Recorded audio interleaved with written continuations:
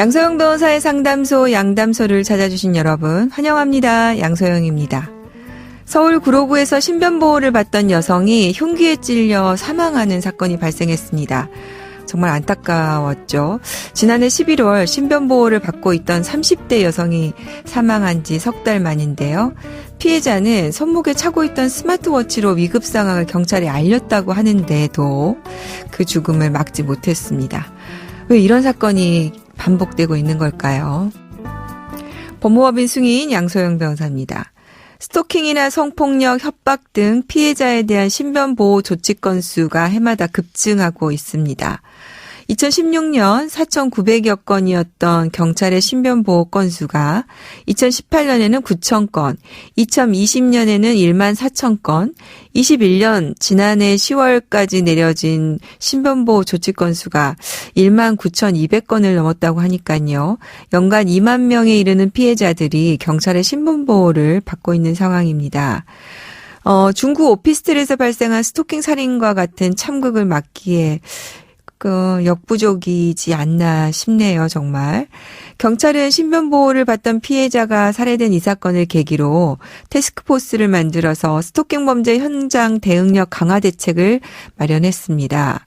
이렇게 신변보호를 받던 여성을 둘러싼 강력사건이 이어 발생하면서 피해자 신변보호에 근본적인 한계가 있는 것이 아니냐는 목소리가 나옵니다.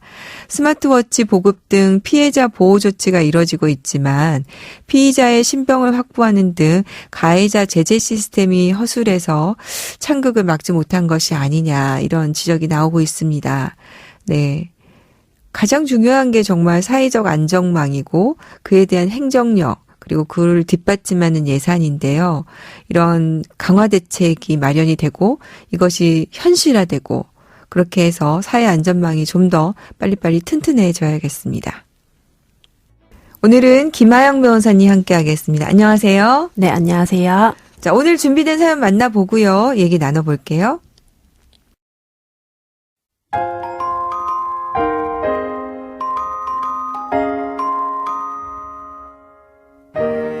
저는 25년 전에 결혼해서 두 자녀를 두었습니다.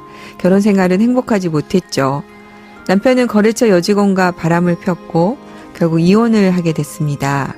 저는 남편으로부터 위자료 2천만 원과 재산분할 상당액 그리고 양육비를 받는 내용으로 조정이혼을 했습니다. 판사님 앞에서 조정조서를 작성했는데 조정조서에는 조서에서 정한 사항 이외에는 향후 서로에 대해서 이 사건 이혼과 관련된 위자료와 재산분할을 청구하지 아니한다는 내용의 조항이 있었습니다. 하지만 저는 이후 남편이 국민연금공단에서 받는 노령연금을 분할해 저에게 달라고 요구했습니다. 그러자 남편은 국민연금은 이혼 과정에서 재산분할 대상이 된 적이 없고 조서에도 더 이상 재산분할을 청구하지 않는다 이렇게 정해졌으니 연금에 관한 권리는 포기한 것이다 라고 주장합니다. 저는 정말 남편의 국민연금에 대한 권리가 없는 건가요? 네, 이혼 조정 시에 연금에 대한 내용이 없었다 하더라도 자, 연금에 대해서 재산 분할을 할 수 있는 것이냐 이런 질문입니다. 네, 많은 분들이 이 부분 좀 궁금해하실 것 같아요. 오늘 우리 김하영 변호사님 상담 굉장히 중요할 것 같은데요. 자, 김 변호사님 어떻습니까? 연금을 재산 분할로 받으려면 어떤 조건을 갖춰야 되나요? 네, 각종 연금법에서 정하고 있는 이혼 배우자가 분할연금을 공단으로부터 직접 받을 수 있는 요건은 다음과 같습니다.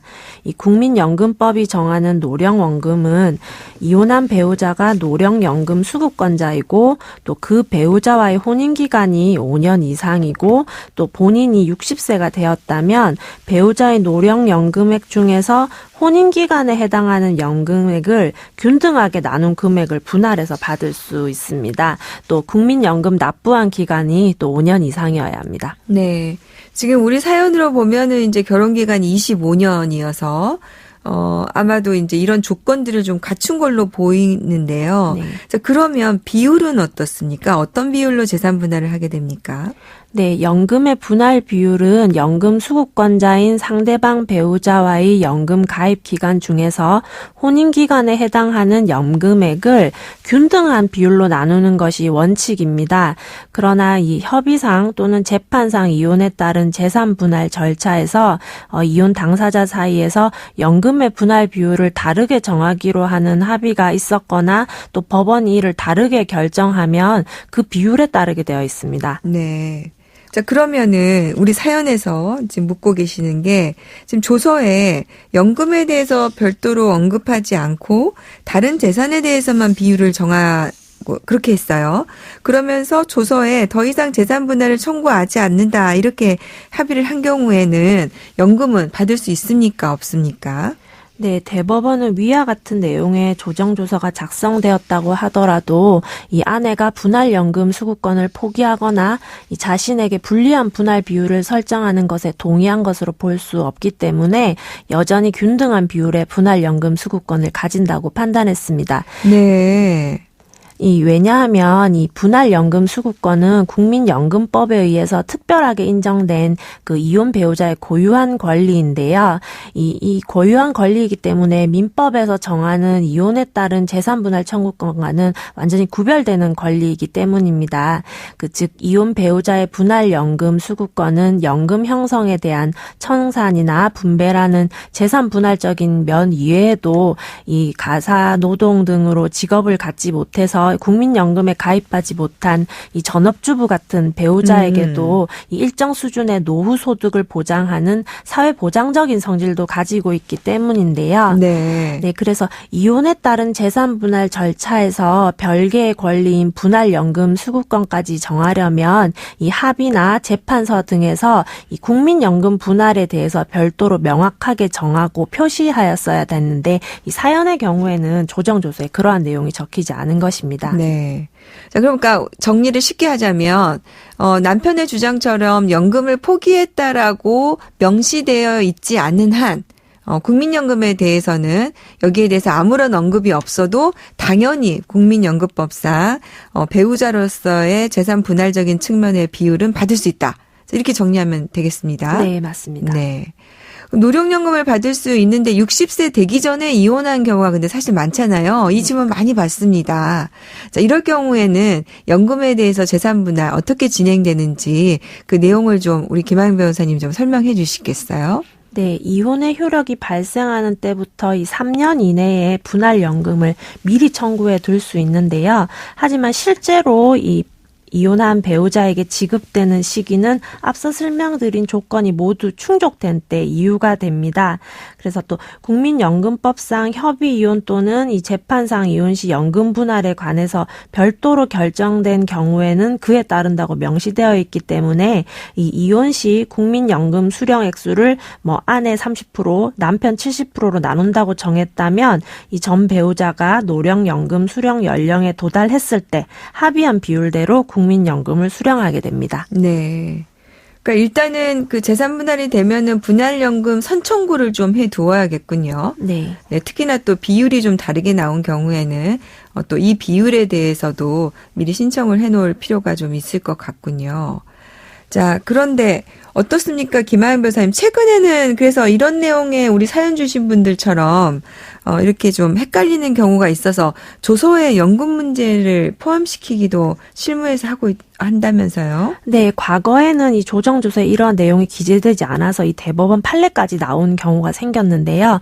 근데 최근 실무에서는 이 조정으로 이혼을 할 경우에 조정조서에 명확하게 각자의 국민연금은 각자가 수급하는 것으로 하고 상대방에게 청구할 수 없는 것으로 한다는 명시적인 조항을 넣고 있습니다.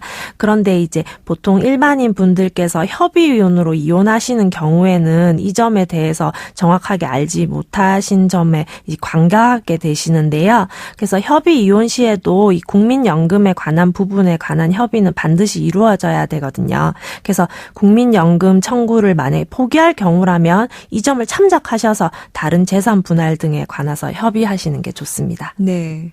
최근에 이제 그 고령화 사회가 되면서 사실은 이제 노후에 이 연금이 굉장히 우리에게 중요한 자산이 돼서 재산 분할에서도 이 부분이 굉장히 중요하게 다뤄지는데 이게 이제 국민연금에 대해서 언급이 없으면 일반인의 경우에는 그때 내가 못해서 못 받나 보다 하고 오히려 포기할 수도 있기 때문에 지금 말씀하신 것처럼 오히려 실무에서는 사실 국민연금법상 당연히 받는 거지만 그래도 이렇게 기재를 해주면 당사자들 사이에서 받으시는 분들이 서로 본인도 본인의 권리를 다시 한번 깨달을 수 있고 상대방도 여기에 다투지 않을 수 있어서 그런 부분이 좀 오히려 도움이 되겠다는 생각이 드네요. 자, 오늘 또 김하영 변호사님 도움 말씀 감사합니다. 네, 감사합니다. 양소영 변호사의 상담소 양담소는 내일 또 문을 엽니다. 끝곡 펀의 Carry On 들려드릴게요. 양소영이었습니다.